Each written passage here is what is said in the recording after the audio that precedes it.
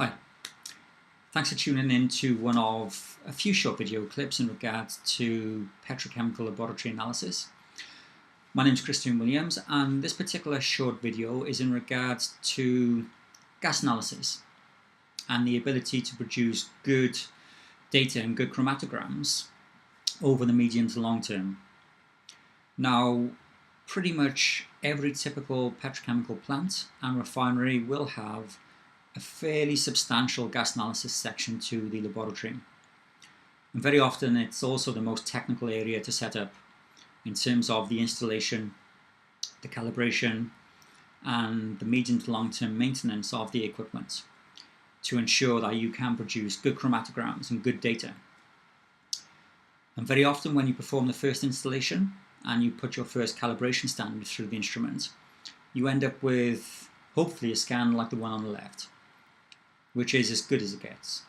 Real good sharp peaks, real good resolution, good signal to noise ratio, almost no drift at all in your retention times, and a very steady baseline.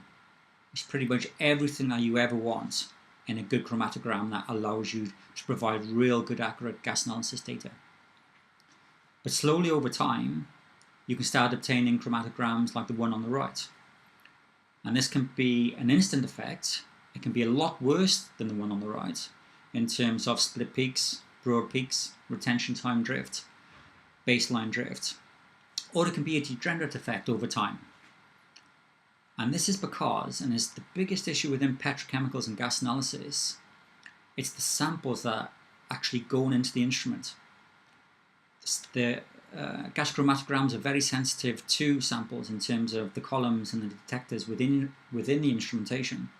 And poor quality samples in terms of strong acids or strong bases, particulate matter, heavy hydrocarbons that don't elute off immediately on each run, or water present, will have a detrimental effect on the equipment. And this can be instant, or it can be degenerate over time. And this is the same for your liquid chromatography as well, and your ion exchange chromatography. Pretty much all chromatography equipment will be very, very sensitive to the quality of the sample that goes into the instrument. And this is especially relevant over commissioning periods. Now, when you think of a petrochemical laboratory, typically, you will have three areas of the laboratory.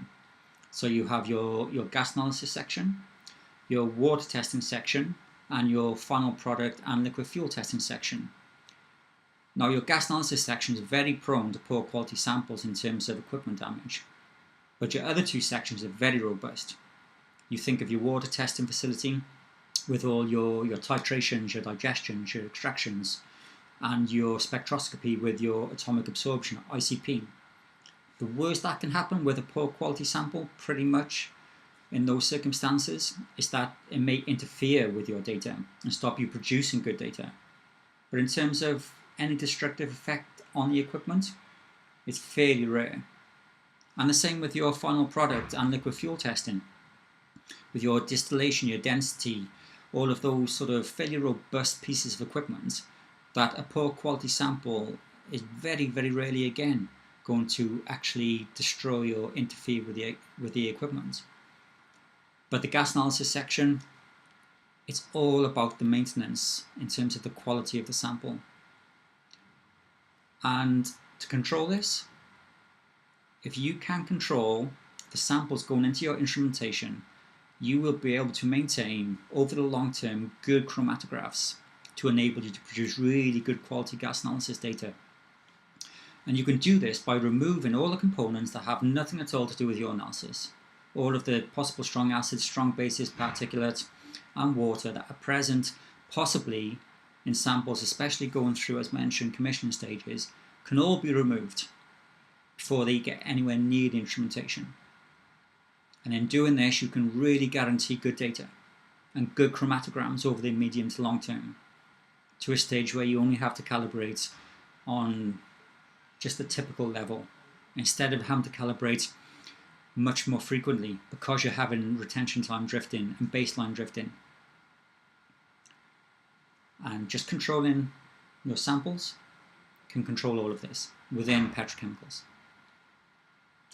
Thanks for listening, and any questions, feel free to contact me.